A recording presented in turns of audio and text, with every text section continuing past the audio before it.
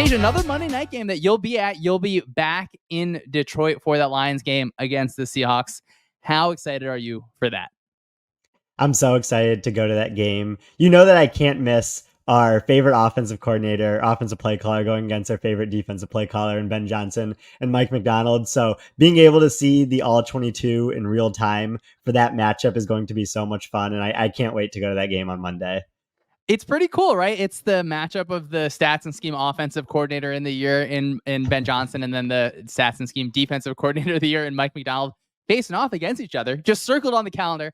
Awesome that you get to be there in person. And we've had a bunch of fun Seahawks Lions games recently. We're going to start with the Seahawks Lions preview here.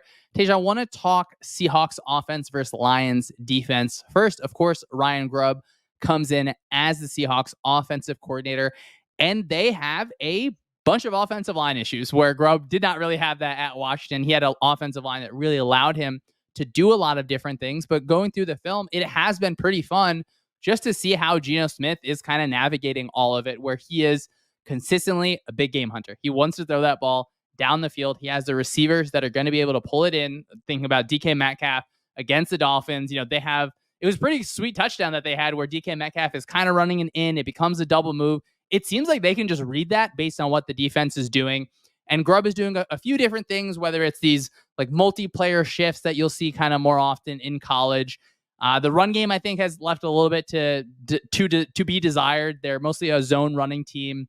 I wonder, do they think they have the ability to get into some more of that gap running? Do they have the ability to clean things up front in a few different ways? Tej, where does your mind go first when we're talking about the Seahawks offense? When you look at the Seahawks offense, the main issue of the offensive line is going to stack the cards against them. And I think that Ryan Grubb and what Geno Smith can do, along with the receiving options that they have, can overcome it to an extent. But when you have an offensive line that has a composite ranking of 31st in Ben Baldwin's pass blocking ratings, it's very tough to overcome. And they've done a good job of that so far this season. They rank 16th in EPA per play and 13th in success rate. They have an above average pass offense, but a pretty bad rush offense right now. And so they fully lean into the pass when they're on offense. They currently lead the league in pass rate over expected at around 7%. And this just makes sense fundamentally with how good Geno Smith is playing so far this year, but also throwing to DK Metcalf, Jackson Smith-Njigba, who is really emerging, like you mentioned, and then Tyler Lockett, is also still playing at a pretty high level, considering his age. And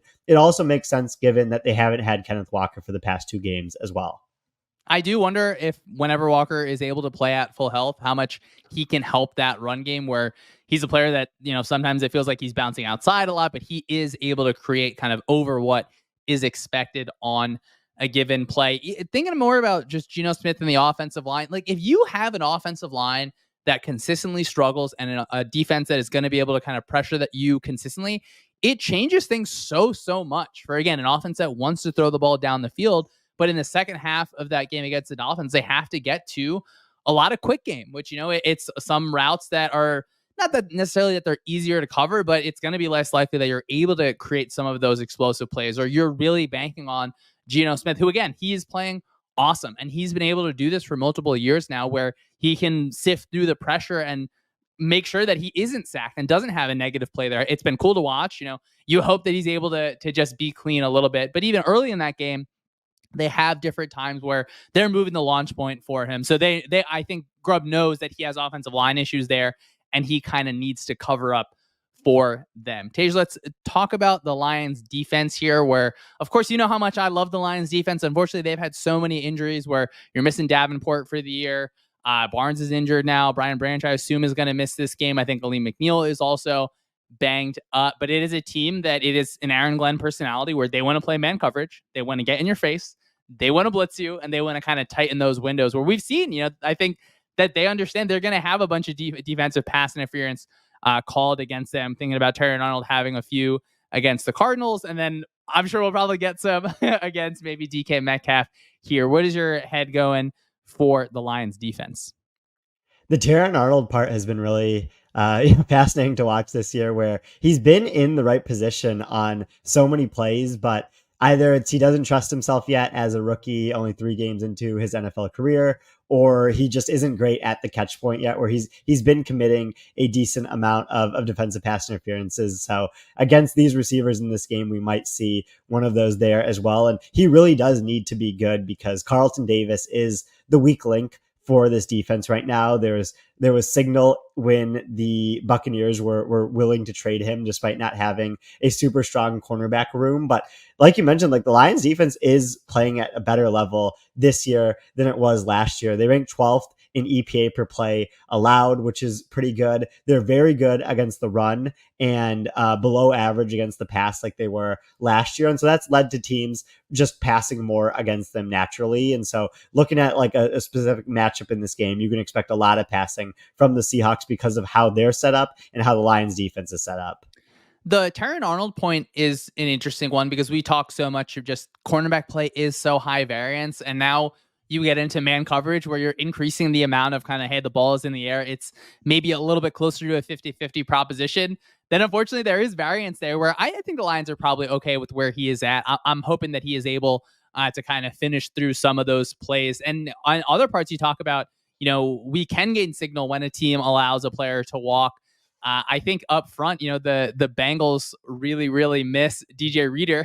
I think that Reader being able to play in the last 2 weeks has helped out the Lions. I think he's going to be able to continue to help everything out up front where they missed Alex Anzalone in week 3. But Jack Campbell, I think, is actually improving. I think he is able to feel out run plays a little bit better kind of each week where you see a pulling guard, you can go ahead and attack it. You can kind of sift through the trash up front and you're able to make a play. And then on the back end, you have Kirby Joseph, who he can play in the box. He can play back deep. I do wonder just what their overall structures look like when you don't have Brian Branch, who, as we know, has so much versatility there. What else you got for the Lions defense, Tej? Yeah, the back seven without Branch is going to look a lot different. So the focus in this game will just be continuing to get pressure on the quarterback, which Aiden Hutchinson has done such a good job of so far this season. He leads the league or is top 3 in the league in about every single pass rushing metric right now. He's had easier matchups than most edge rushers getting to face a string of backup offensive tackles here, but it still seems like he's taken a step up in his game, and he was already playing at a pretty high level the year before. So I think that's some really good improvement from him as well. And then Aleem McNeil is day to day, so don't know for sure if he's going to play in this game. But the Seahawks have some interior offensive line issues, so you can definitely take advantage of that area as well. And so getting him and DJ Reader and Aiden Hutchinson all out there at the same time can be very advantageous for this Lions defense. And the loss of Marcus Davenport will be pretty big for this defense going forward, just because he was showing some good signs of getting pressure, getting sacks. But you just hope that players like Levi Ozarinke, who have stepped up this year, can continue to kind of work into the mix just to give you more juice from a pass rush perspective. The Aiden Hutchinson point is so good. And Tej Seth, I'm not sure how, when you look at a player who's playing against, sometimes you're playing against backups. And then against the Seahawks, I think he's going to be able to have advantageous matchups when he's on one side of the field fairly often. So, you can only play against the players that you play against. Tej, let's think about just like the best matchup for the Seahawks offense here. I think you alluded to it a little bit. I assume I know where your head is going. What are you thinking here? Yeah, the best matchup for the Seahawks offense in this game is when they can get DK Metcalf matched up against Carlton Davis. And I'm sure that Ryan Grubb is going to put a strong emphasis on making sure he can get this matchup often. DK Metcalf is having a great season, in this revamped offense. He's 14th in yards per out run. I really want to hear your insight on this, but I think he's being used in more unique ways from my perspective. And then on the other side of things, Carlton Davis has allowed the most yards of any Lions defender on the team. He's been targeted 22 times and allowed 17 receptions and 223 yards so far this season. So if Metcalf is able to get on him, he can have a pretty big day against him. What I've really liked seeing is Grubb using Metcalf just on underneath routes in different ways. We saw it a bunch against the Patriots where Ryan Grubb loves to run mesh. He really, really loves to run it from every sort of different look. He's going to run it over and over. And this is a game where you're going to get a lot of man coverage on defense. So you're going to see DK Metcalf on a crosser kind of on the underneath shallow route. I think that is going to be a fun thing to monitor because are the Lions going to have a safety from the other side, kind of robbing that route and kind of coming down to try and cut it off? Because I'm not sure if you want DK Metcalf in a foot race with anyone. If you're the Lions defense, that's going to be a fun one. I'm glad you mentioned that one. I think that's something the Seahawks are going to want to lean into, but can they lean into it just based on the offensive line is going to be the big question. Which, Tage, let's talk about the best matchup for the Lions defense against the Seahawks offense. Yeah, I talked about this a little bit when we were previewing both of the units here, but it's Aiden Hutchinson versus everyone but Charles Cross. Charles Cross is by far the best Seahawks offensive lineman. He's only allowed 3 pressures this year, while everyone else on the offensive line has allowed at least 5 and upwards to like 8 or 9 pressures for some of the lower end ones. And Hutchinson has 15 total quarterback pressures in 3 games this season. He's just done such a good job of getting pressure on the quarterback, and he will be lined up, probably opposite of Charles Cross often in this game, and maybe even a little bit inside to take advantage of some of the guards that they have. So I'm very excited to see him and how he's used across the defensive line.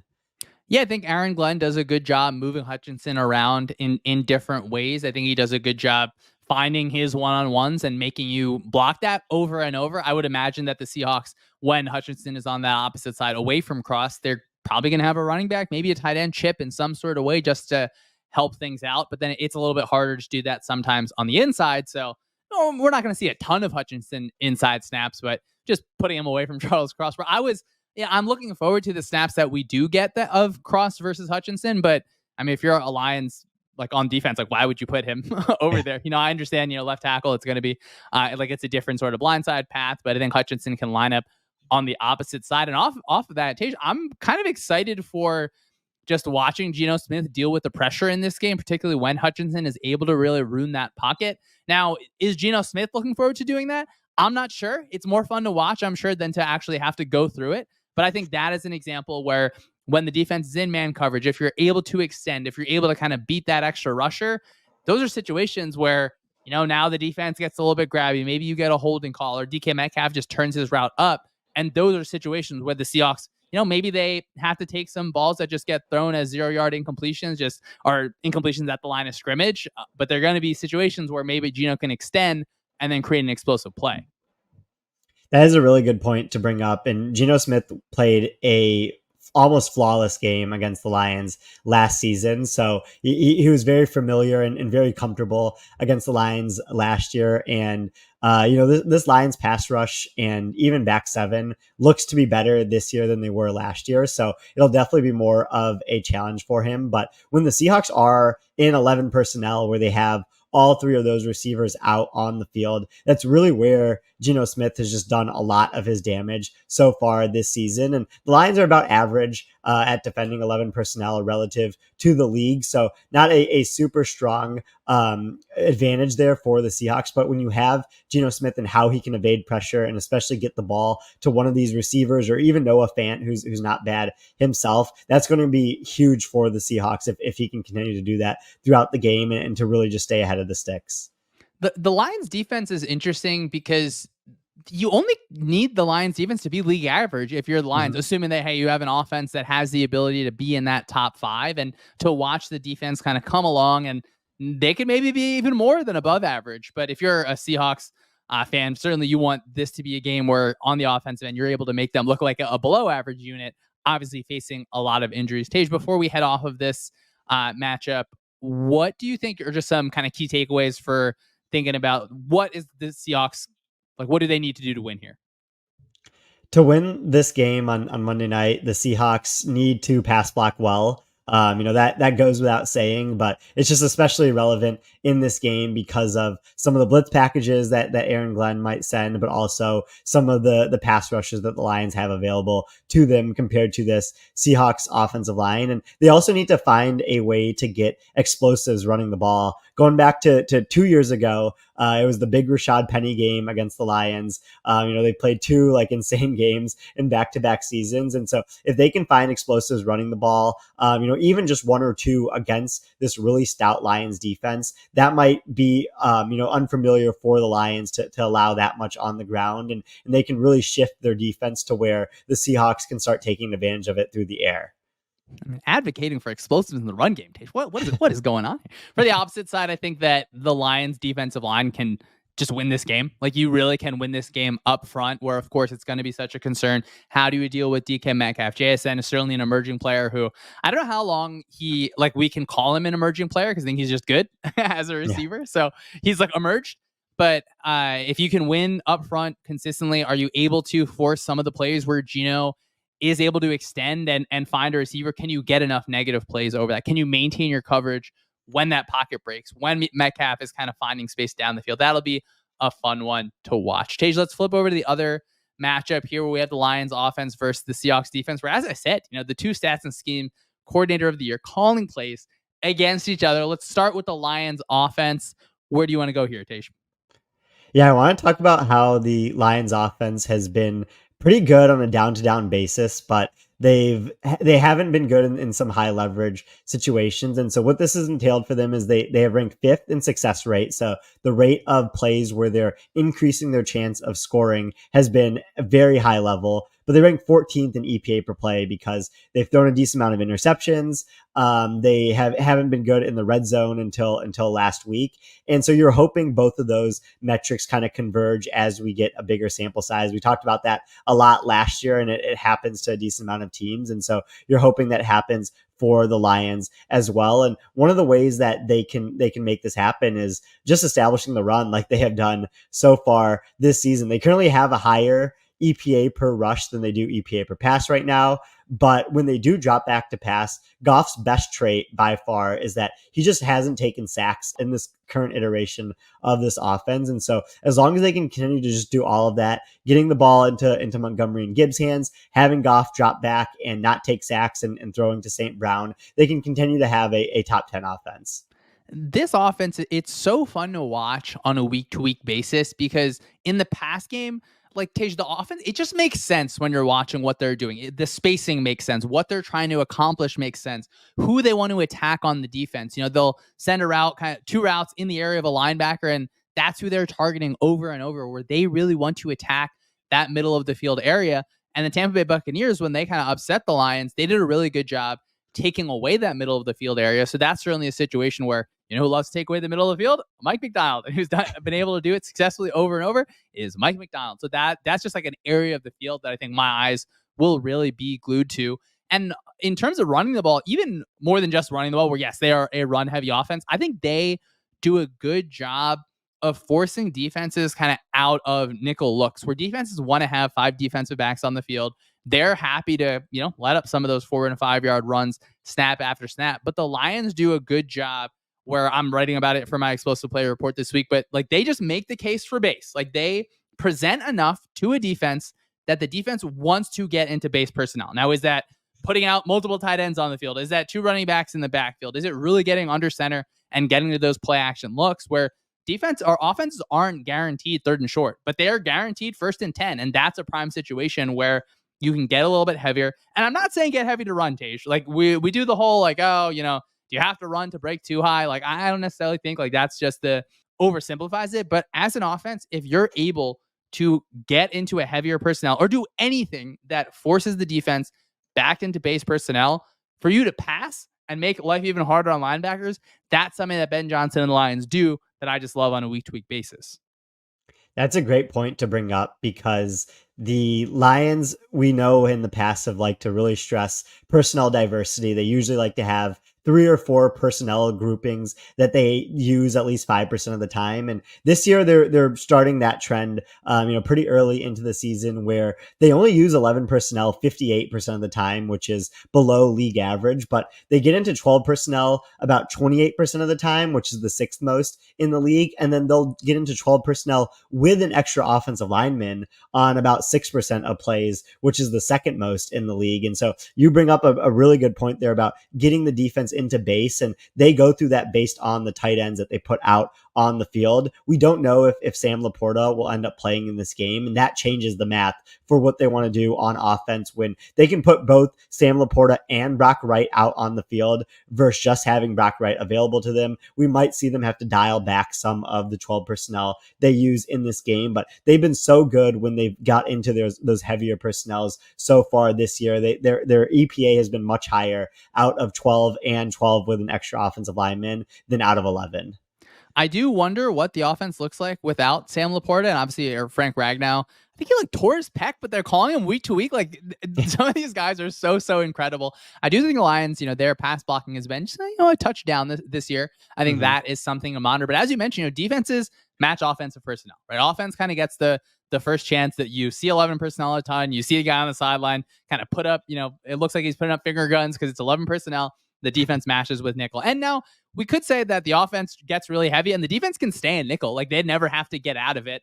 Now, do we run them out of their defense? Yeah, I don't know. Maybe. Hopefully you can generate enough. Like you mentioned, the Lions being an offense where they're having a better year so far, kind of running than passing just because of some of those turnovers. Tej, let's flip it over to the defensive side of the ball here for the Seattle Seahawks. Mike Macdonald's first year. It's just the quintessential modern defense. They want to play a ton of nickel. They want to, play some of those light boxes. They want to keep two safeties deep before the snap. They want to mainly rush forward. They want to play zone defense. But then McDonald is really creative in the way that he's able to get to some of his pressures that we talked about a ton last year, where you're shooting Patrick Queen at an offensive lineman. They use linebackers in that way. I think he is really creative with the ways that he does that. And Tej, there was this pretty good question asked. You talking about run fits. He's got this quote where he's talking about, it's high powered stuff if you can fit the run from too high. And I think there's a lot of truth there because they want to do that. And if you don't have to devote extra resources, where it's not even just,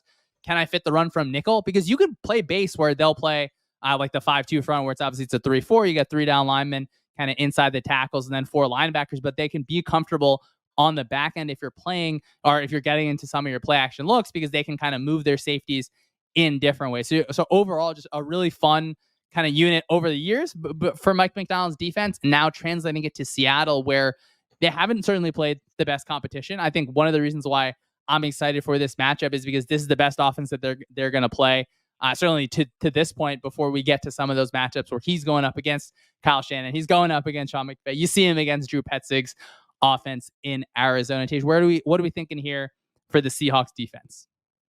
I think you bring up a great point there with the defending the run out of split safeties, and some of the research I've done in the past on box counts, and we usually know that's paired with the kind of like the safety look behind it is when you can defend the run well, or just be comfortable defending the run when you have like 6 defenders in the box, like you're playing too high behind it and you only put 6 defenders in the box. Like teams can get away with that usually, and it's usually plus EV to do that. But when you are defending the pass with 7 defenders in the box because you wanted to be ready for the run, it's usually minus EV for a defense to do that. And so I think Mike Macdonald does a great job of understanding that principle, where if you can get away with defending the run with 6 defenders in the box, and the Seahawks have shown that they're capable of that so far, and the Ravens showed that last year, it should be pretty beneficial for his defense. And this is a defense that ranks very well in every advanced metric.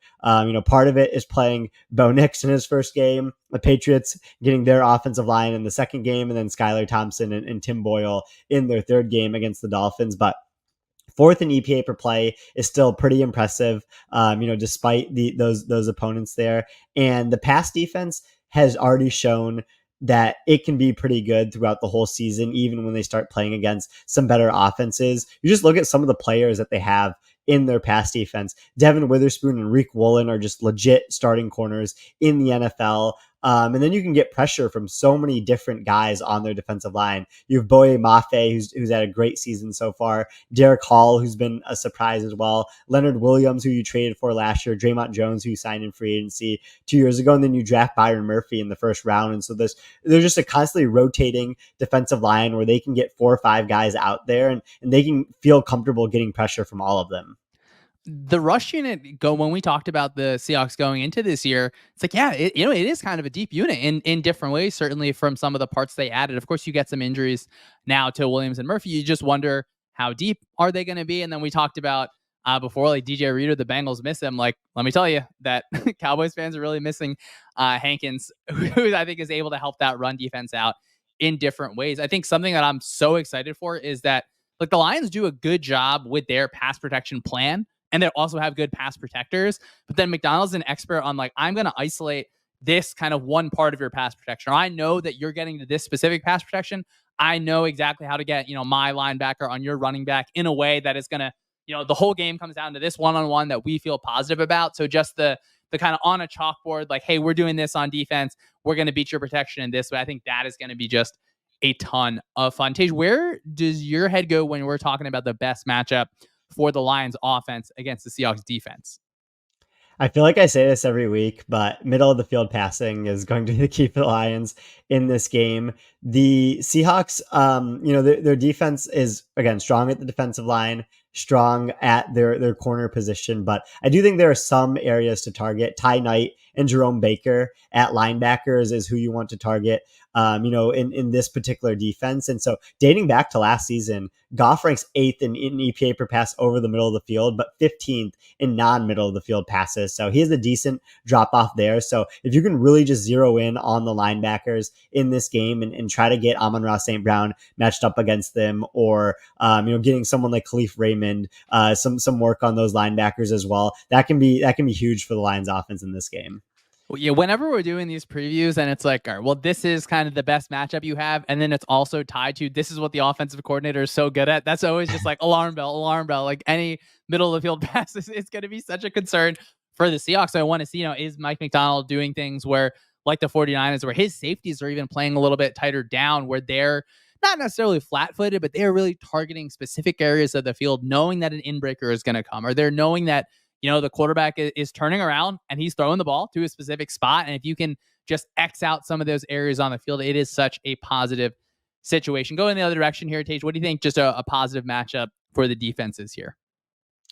Positive matchup for the defense here, and probably like one of the most fun matchups to watch in this game is Riq Woolen versus Jameson Williams. It's really rare that you have someone of Riq Woolen's size be as fast as he is. He's kind of like the DK Metcalf of cornerback in that regard, on the same team there. And so matching up against Jameson Williams' speed is something that's pretty tough to do, but he does seem capable of doing that. And he's had a great season so far. He's only allowed 4 receptions on 11 targets, allowed 31 yards on the season. His main downside is that he doesn't tackle that well.